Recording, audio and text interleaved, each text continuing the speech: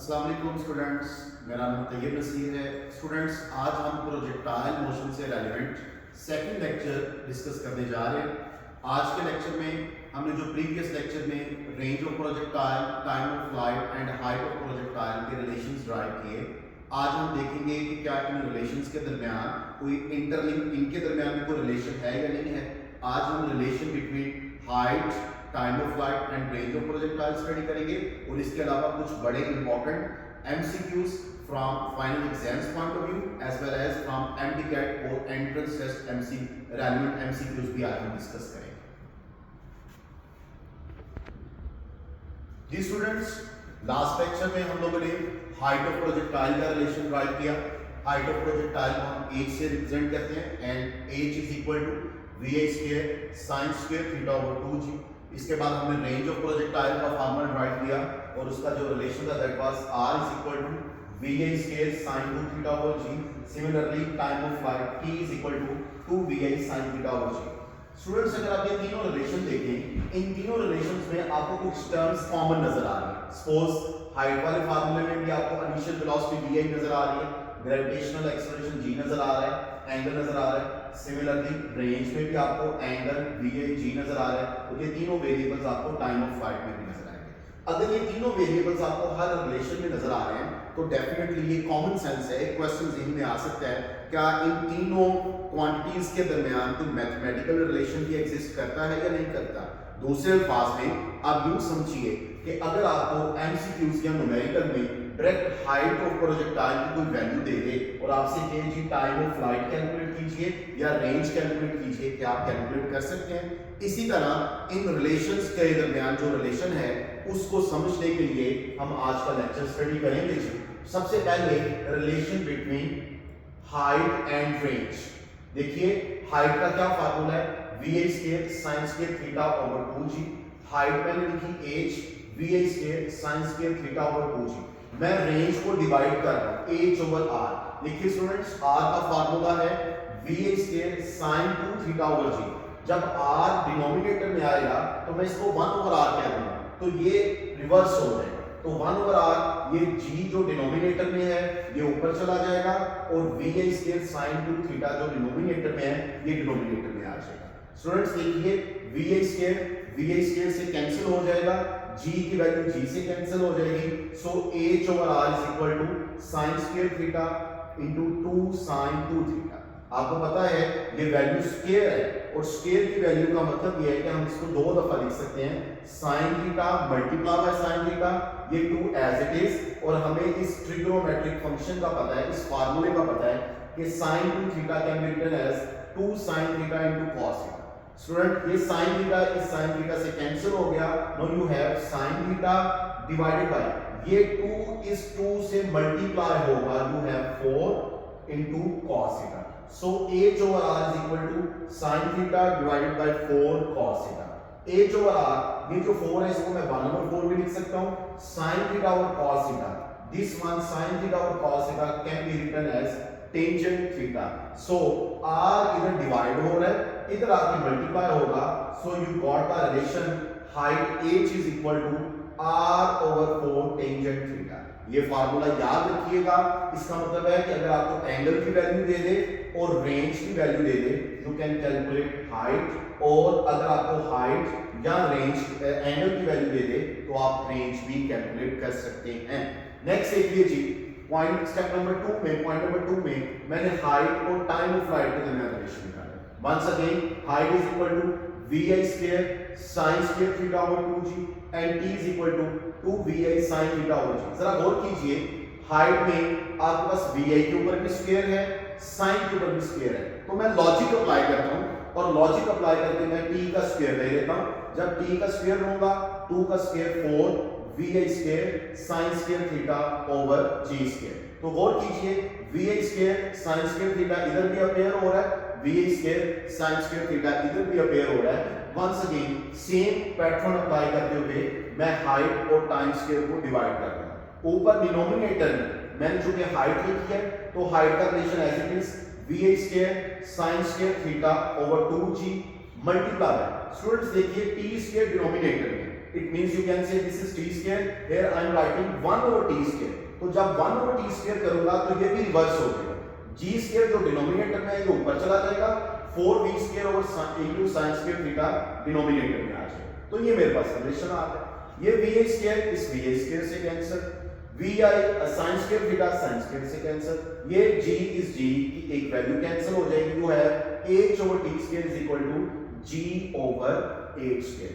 And g over 8 sorry h is equal to g t square over 8। ये दूसरा formula बन गया। देखिए इसी तरह जैसे मैंने पहले कहा कि सपोज आपको टाइम ऑफ फ्लाइट की वैल्यू दे दे और आपसे हाइट पूछे, you can directly apply this formula, और अगर आपको हाइट की वैल्यू दे दे और टाइम ऑफ फ्लाइट पूछे फिर भी आप ये फार्मूला अप्लाई कर सकते हो। और 2 मार्क्स के लिए ये डेरिवेशन भी आ सकती है, derive that h is equal to gt square over 8, तो इस हवाले से भी आपको ये याद रखना।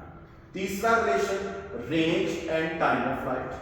अगर आपको कल वाला लेक्चर याद हो, अगर किसी बच्चे ने नहीं देखा तो उसका लिंक मैंने शेयर कर दूंगा, उधर से देख लीजिएगा।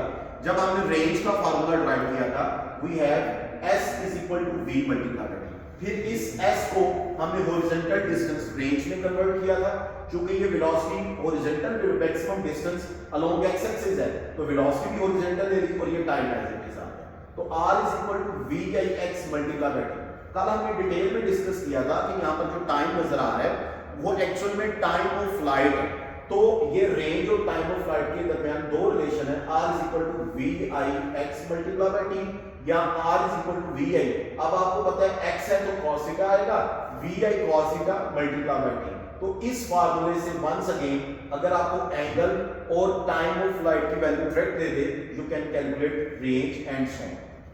रेंज का एक और बड़ा इंपॉर्टेंट फार्मूला है जो एमडी के पॉइंट ऑफ व्यू से बड़ा इंपॉर्टेंट है, एंटी टेस्ट के जो एग्जाम्स होते हैं। रेंज को आप लिख लेते हो va square sin 2 theta over g, sin 2 theta को वंस अगेन मैं ओपन करूंगा 2 sin theta into cos theta. Students देखिए ये vi का स्क्वायर है, जब vi का स्क्वायर है तो इसका मतलब मैं vi को 2 दफा लिख सकता हूं, vi multiply by vi। Okay, अब देखिए नेक्स्ट मैंने क्या किया, ये 2 मैं ब्रैकेट से बाहर ले गया, इस एक vi को sin थीटा से मल्टीप्लाई कर दिया और इस एक vi को cos थीटा से मल्टीप्लाई कर दिया, जिसको जिससे मल्टीप्लाई करें वो कोई मसला नहीं है, और डिनोमिनेटर में स्मॉल g की वैल्यू आ गई। अब ये vi cos थीटा, आपको पता है आप लोगों ने पढ़ा होगा कि अगर किसी फिजिकल क्वांटिटी के साथ cos थीटा आ जाए तो ये उसका x कंपोनेंट होता है उस वेक्टर क्वांटिटी का, और अगर sin थीटा आ जाए तो ये y कंपोनेंट है। यही पैटर्न इधर अप्लाई कीजिए, vi cos थीटा है इसका मतलब है ये उसका x कंपोनेंट बन गया, और vi sin थीटा तो ये उसका y कंपोनेंट बन गया। सो रेंज का एक बड़ा अहम फार्मूला है, इंपॉर्टेंट फार्मूला है, r is equal to 2 vix viy over g। आपको बार दफा वो रेंज कैलकुलेट करने के लिए कह सकता है विदाउट गिविंग एनी एंगल, वो कह सकता है कि हम एक प्रोजेक्टाइल को, एक मिसाइल को लॉन्च कर रहे हैं, उसकी वेलोसिटी का हॉरिजॉन्टल कंपोनेंट भी दे दे और उसकी वेलोसिटी का वर्टिकल कंपोनेंट भी दे दे, और ये रेंज कैलकुलेट करें तो बेटा आप ये फार्मूला अप्लाई करके कैलकुलेट कर सकते हैं। लास्ट पे शॉर्टकट के तौर पर या लाजमी नोट कीजिएगा, मैं रिकमेंड करूंगा आपने अपनी बुक पे नोट कीजिएगा, ये मैंने ट्रायंगल आपको बना के दी है, हाइट और रेंज के दरमियान relation r h is equal to r over 4 tangent theta, ये जो हमने यहां पर ड्राइव किया था। फिर हाइट और टाइम ऑफ फ्लाइट के दरमियान relation h is equal to gt square over 8 जो हमने यहां पर ड्राइव किया था, और टाइम ऑफ फ्लाइट और रेंज के दरमियान relation r is equal to vi cos theta multiply by t। ये वाला रिलेशन भी है, ये वाला, इन दोनों में से कोई एक रिलेशन यूज कर सकते हैं। तो these relations are very very important from MCQs point of view. Point number 5 है जी, रेंज के रेलेवेंटली बड़ा इंपॉर्टेंट क्वेश्चन, ये एमसीक्यूज भी आता है और ये न्यूमेरिकल के तौर पर भी आ सकता है। Find the angle for which we have maximum range, किस एंगल पर जो रेंज है प्रोजेक्टाइल की वो मैक्सिमम होगी। r is equal to vi square sin 2 theta over g, already formula है हमारे पास, r is equal to vi square over g sin 2 theta, this is your equation number 1। स्टूडेंट्स हमें नजर आ रहा है कि रेंज की वैल्यू जो मैक्सिमम है वो इस ट्रिग्नोमेट्रिक फंक्शन की वैल्यू पे डिपेंड करेगी sin 2 थीटा, क्योंकि for time in vi square की वैल्यू भी कांस्टेंट है और g की वैल्यू भी कांस्टेंट है।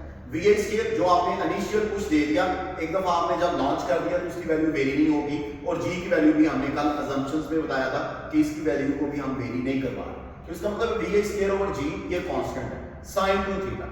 हमें पता है ये जो sin 2 थीटा ट्रिग्नोमेट्रिक फंक्शन है, इसकी जो मैक्सिमम वैल्यू है वो 1 होगी। sin 2 थीटा की मैक्सिमम वैल्यू 1 है। जब इसकी वैल्यू मैक्सिमम होगी तो इसके कोरस्पॉन्डिंग रेंज की वैल्यू भी मैक्सिमम होगी। लिहाजा sin 2 theta is equal to 1 किया, ब्रैकेट में लिख दिया मैक्सिमम वैल्यू, ये आपने लाजमी लिखना है। फिर 2 theta is equal to sin inverse लेंगे, उधर जाके 1 हो जाएगा। sin इनवर्स को कैलकुलेटर से जब आप कैलकुलेट करेंगे, you get 2 theta is equal to 90 degree. sin inverse of 1 90, theta is equal to 90, 2 multiply हो रहा है, इधर आके डिवाइड हो जाएगा 45। तो लीजिए 45 डिग्री ऐसा एंगल है जिस एंगल पर रेंज ऑफ द प्रोजेक्टाइल जो है वो मैक्सिमम होगी। अब इस 45 डिग्री को इस इक्वेशन 1 में मैं यूज करूंगा, r as it is, vi square over g as it is, sin 2 into 45 degree, 2 into 45, 45 into 2 once again 90 degree, sin 90 calculator से देख लीजिएगा 1 होता है, so you have maximum range r max is equal to vi square over g। Students ये भी बड़ा important formula है, please ये याद रखिएगा, maximum range is equal to vi square over g। अगर आप गौर कीजिए, ये जो इक्वेशन 1 मैंने लिखी हुई है, इसमें आपको vi square over g नजर आ रहा है, this is vi square over g। इसका मतलब ये हुआ कि अगर मैं इसी इक्वेशन को यहां पर रिपीट करूं तो r as it is, r is equal to vi square over g को मैंने यहां पर r max बोला, ये r max है, vi square over g की जगह मैंने r max लिख दिया और ये sin 2 थीटा आ गया। इसका मतलब है range is equal to r max sin 2 theta. ये इक्वेशन की बाज दफा वो MCQs में पूछ लेता है। यहां से अगर मैंने r max निकालना है, sin 2 थीटा मल्टीप्लाई हो रहा है, इधर आके डिवाइड होगा, r max is equal to r और sin थीटा। बाज दफा बोर्ड एग्जाम्स में वो मैक्सिमम रेंज को r max कहने की बजाय r नॉट भी कह देता है। पॉइंट टू बी नोटेड, इसमें परेशान होने की जरूरत नहीं है। स्टूडेंट्स, आपके इस चैप्टर 2 की एक्सरसाइज में एक बड़ा इंपॉर्टेंट न्यूमेरिकल है, उसको बहुत अच्छे तरीके से देख लीजिएगा।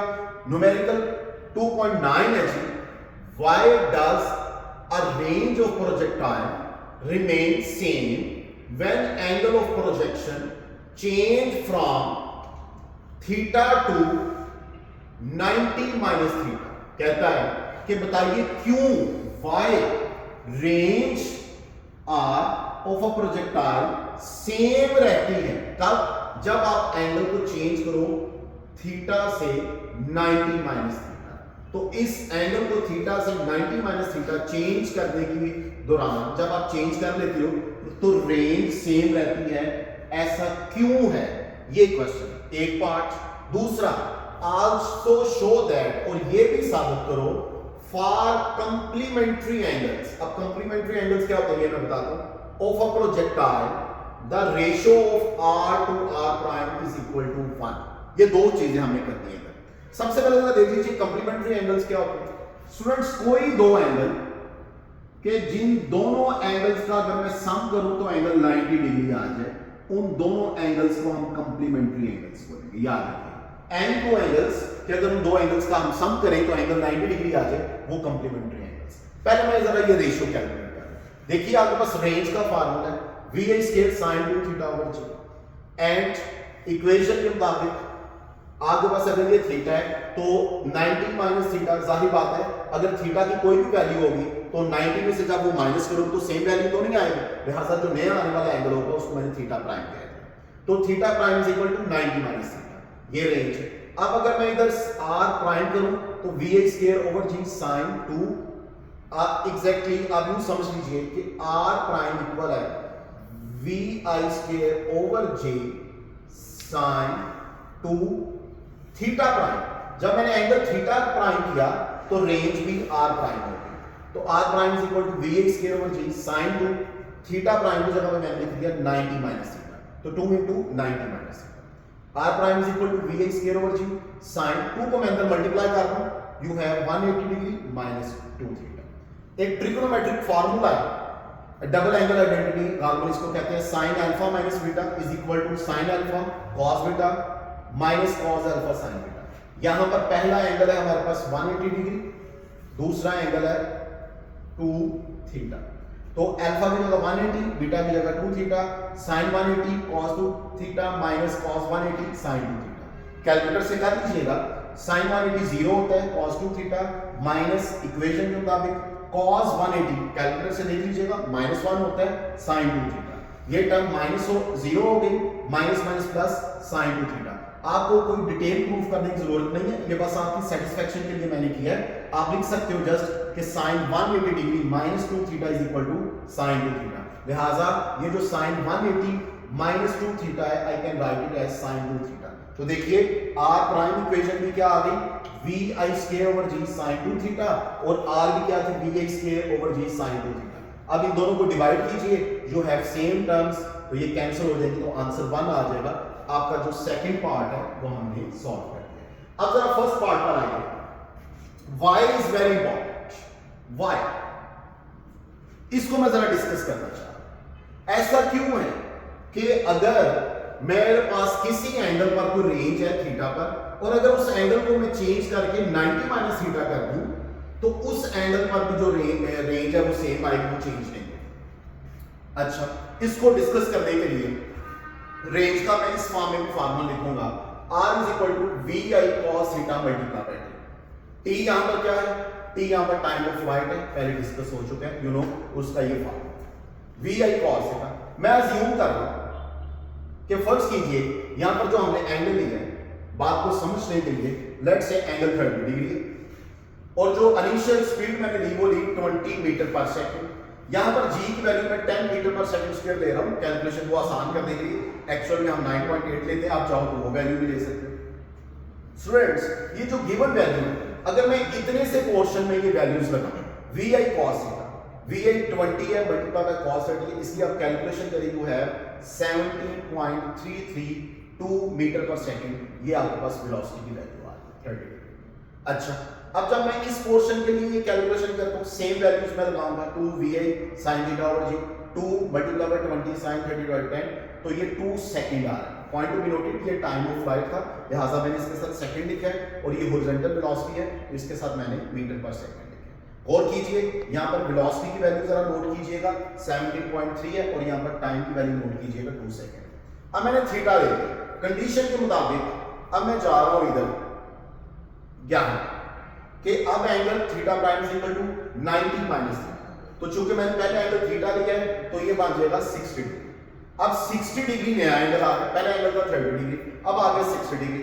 एंगल मैंने वो यूज करना है 60 डिग्री, वैल्यू मैंने पहले वाली दे दी, तो मेरे पास अब स्पीड आ गई है 10 मीटर पर सेकंड।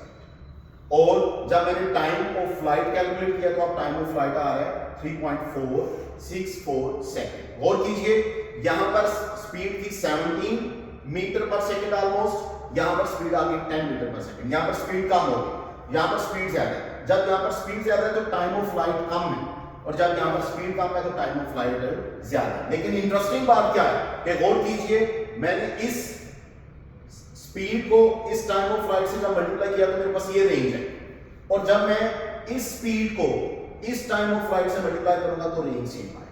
तो समझ क्या आई, समझ ये आई कि जिस एंगल पर, गौर कीजिए, जिस एंगल पर स्पीड ज्यादा होती है वहां पर टाइम ऑफ फ्लाइट कम हो जाता है। मतलब जाहिर बात है प्रोजेक्टाइल बड़ी स्पीड से मूव कर रहा है तो टाइम कम लगेगा, और जहां पर हॉरिजॉन्टल स्पीड कम हो जाती है वहां पर टाइम ऑफ फ्लाइट क्या हो जाता है, ज्यादा हो जाता है। लेकिन इनका प्रोडक्ट जो है वो हमेशा क्या रहता है, कांस्टेंट रहता है, प्रोडक्ट में वेरिएशन नहीं आती। सो इसको मैंने रिजल्ट ऐसे लिख दिया कि थीटा फास्ट होगा तो टाइम ड्यूरेशन कम लगेगा, तो 90 माइनस थीटा स्लो होगा। देखिए यहां पर वैल्यू कम आई है 10 मीटर पर सेकंड, ये स्लो हो गया तो यहां पर ड्यूरेशन जो है वो क्या होगी, ज्यादा होगी। लेकिन जब दोनों का प्रोडक्ट लेंगे तो ये एक दूसरे को क्या करेंगे, बैलेंस करेंगे। यही वजह है कि दोनों पॉइंट्स पर रेंज की वैल्यू क्या होगी, सेम होगी। Thank you so much.